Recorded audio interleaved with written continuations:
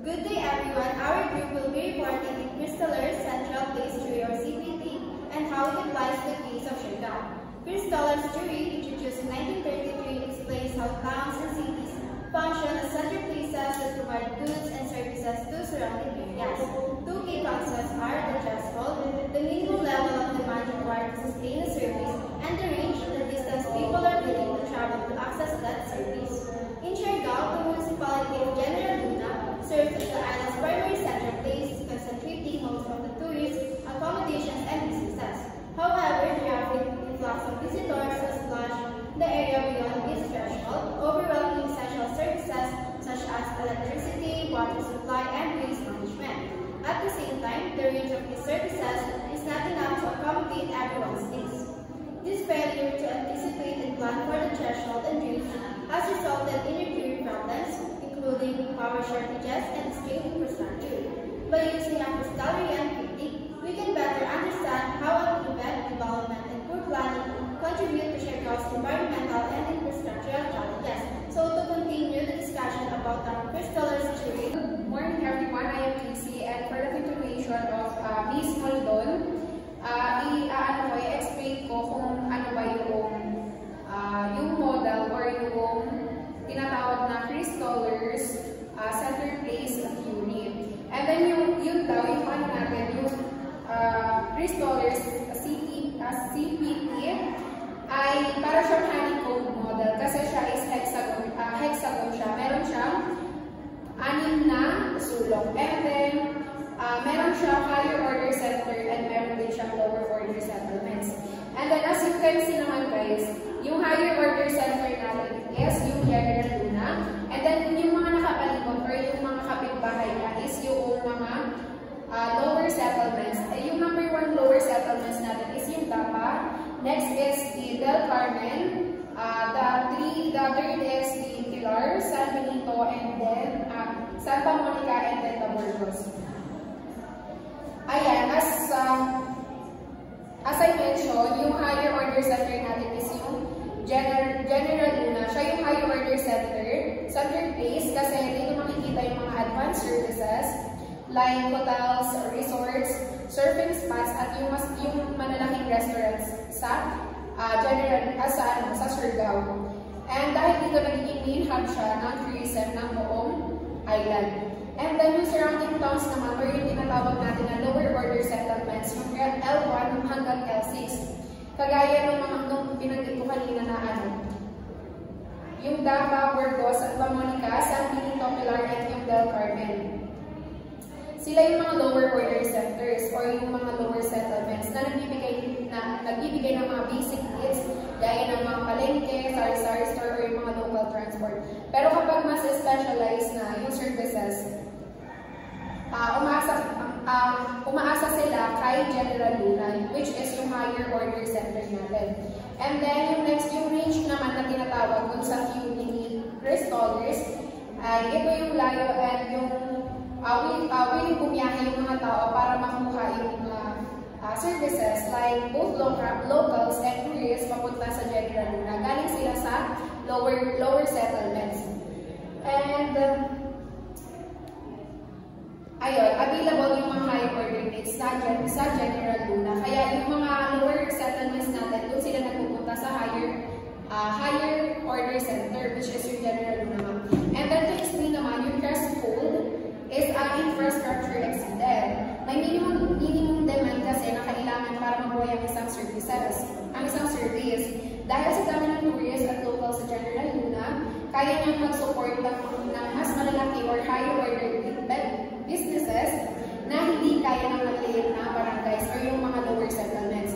And then, yung sa infrastructure naman, infrastructure connection is yung mga kalsada or yung mga transport system from the higher order center, General Luna, to the lower settlements or yung ating L1 hanggang L6.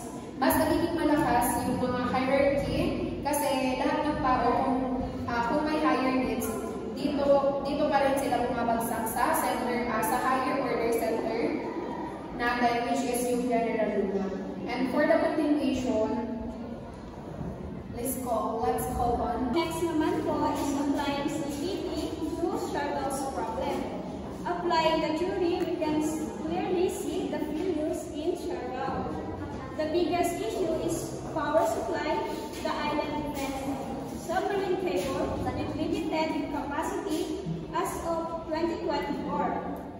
least 8 megawatts of resort were left unconnected.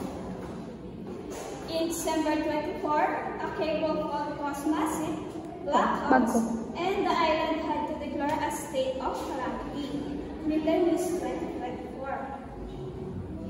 Because of the business report losing 15,000 to 100,000 per day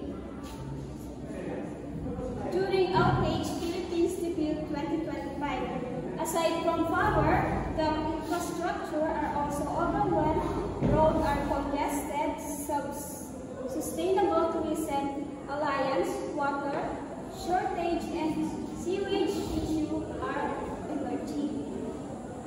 And the waste management system is collapsing with overflowing landfills. These are the signs that the threshold and range of service and General Luna were not properly planned to handle a tourism growth. Yes, sir. For the contribution, I'm Kayla Sarfilizar. To the analysis is kinonect namin yung $3 central place theory sa findings ng ibang grupo. Gamit ang Wonders Tourism Area Life Cycle is makikita na nasa development o consideration stage ng Siargao. Dumadami ng sobra ang tourist pero infrastructure tulad ng kuryente at waste management is hindi nakakasabay. Walang pagbabago, natatakot ang mga locals na baka pumasok ito sa stagnation or decline stage na may malaking risk. Sa Doxa Index naman is makikita ng mga residente ay yung unti-unting lumilipat mula sa excitement papuntang frustration. May mga social media posts at community complaints na nagpapakita ng inis ng local dahil sa brownout, traffic at sa ibang turista or doon sa ugali ng turista. May reports pa nga ng verbal conflict na nagpapahiwatig na nasa annoyance stage na sila. And gamit ang flag psychographics dati ang isla is na ina-attract ang mga allocentric travels, mga adventure surfers at eco-tourists. Pero ngayon, mas dumadami na ang psychocentric o mid-centric tourists.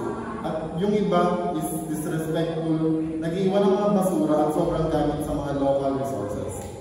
And lastly, sa orange typology, ang mga bagong bisita ngayon is may tuturing na institutionalized tourists, package travelers na naghahanap lang ng convenience at hindi gaano nire-respeto ang kultura. Dahil dito is nagkakaroon ng social friction sa pagitan ng locals na pakiramdam is minamalit ang kanilang kultura at kapaligiran. Ang sa lahat ng theory na ito is nagpapatibay sa explanasyon ng $3 CPT, si General Luna bilang central place ay lumagpas sa kanyang threshold at hindi kaya palawakin ang range ng service para i-handle yung mga bagong waves ng mass tourism. Kaya bumagsak ang infrastructure at nasisira ang relasyon sa community. So, to solve these issues of Siargao, ang recommendation namin is dapat naka-align yung gawin ng Siargao sa principles ni $3 central place theory. First, talagang i-feed yung power supply. Pwede gawin to either through a new submarine cable or by encouraging renewable energy tulad ng solar at wind power para sa mga resorts. Then, second, dapat proactive ang infrastructure planning. Kasama na dito yung mga roads, water system, at waste management. At dapat naka-integrate siya sa isang sustainable tourism master plan. And third, kailangan i-spread out yung tourism. Hindi lang dapat concentrated sa General Luna, dapat i-promote din yung ibang areas tulad ng Del Carmen, mangrove tours para mabawasan yung pressure. And aside from that, importante rin na improve yung waste at water systems through better sewage treatment at decentralized waste facilities. And at the same time, so to solve these issues of Siargao, ang recommendation namin is dapat naka-align yung growth ng Siargao sa principles ng $3 central place theory. So first, talagang i-upgrade yung power supply. Pwede gawin to either through a new submarine cable or by